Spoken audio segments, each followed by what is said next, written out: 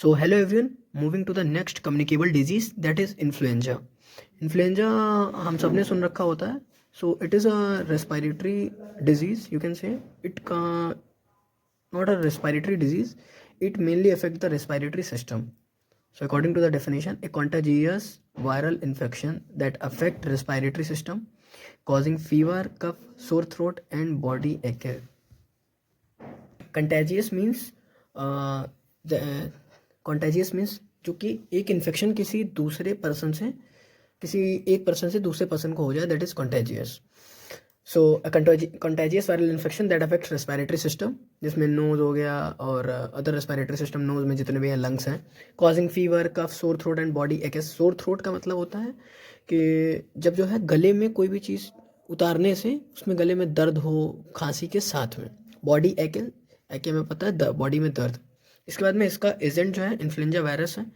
और only influenza A and B are of public concern since they are responsible for epidemics. मतलब influenza A और B जो हैं वो पब्लिक कंसर्न, मतलब पब्लिकली फॉर पब्लिक इंटरेस्ट, ये बहुत ज़्यादा रिस्पॉन्सिबल होते हैं.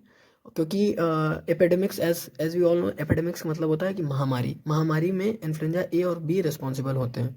तो ये काफ़ी ज़्यादा इनका जो प्रोग्राम्स गवर्नमेंट चलाती है उसमें इनका काफ़ी ज़्यादा ध्यान रखा जाता है कि इनको कैसे कंट्रोल किया जाए.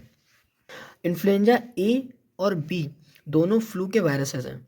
ए ज़्यादा सीरियस और एनिमल्स में भी होता है, और जो इन्फ्लुएंजा बी है वो मोस्टली ह्यूमंस को अफेक्ट करता है. इसको आइडेंटिफाई कैसे करते हैं, उसमें सिम्टम्स आते हैं. सबसे एक्यूट ऑनसेट ऑफ फीवर का आना, सोर थ्रोट, गले में दर्द होना, चिल्स, हेडेक, माइलेजिया का मतलब होता है पेन इन द मसल्स, और मैलेज का मतलब होता है मैलेज, इसमें बॉडी थकी हुई या उसको मतलब पेन सा महसूस होता है. इसके बाद में समटाइम्स कभी कभार ये जीआई में भी सिम्टम्स शो करता है. उसके बाद में एक इम्पॉर्टेंट थिंग है, दैट इज़ एवियन इन्फ्लुएंजा.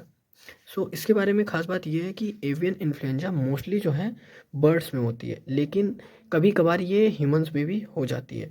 सो उसके कारण ये क्या सिम्टम्स शो करता है या कौन सी डिजीज़ कॉज कर सकता है, दैट इज़ कॉन्जंक्टिवाइटिस और हेपेटाइटिस.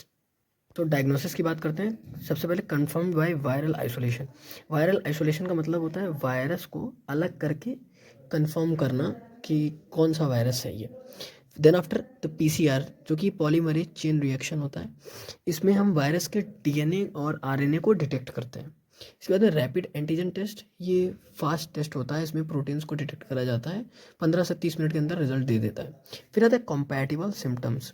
कॉम्पैटिबल का मतलब है बीमारी के वो लक्षण जो किसी बीमारी के साथ में फिट बैठ रहे हो.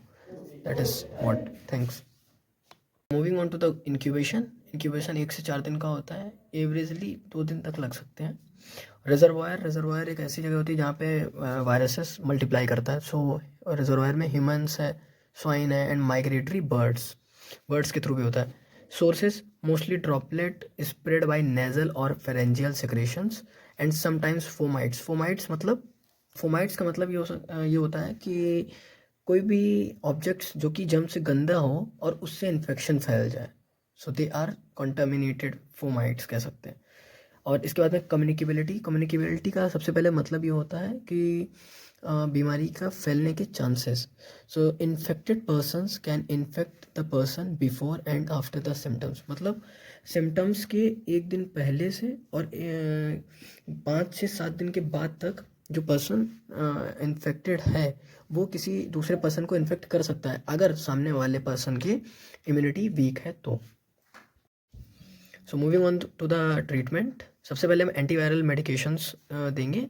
एज हमें पता है ये वायरल ही है, तो ज़ेनामिविर जो कि सबसे ज़्यादा इन्फ्लुएंजा ए एंड बी के लिए यूज़ करी जाती है ट्रीटमेंट के लिए. फिर पैरामिविर, और रेस्ट करना होगा, allow the body to recover.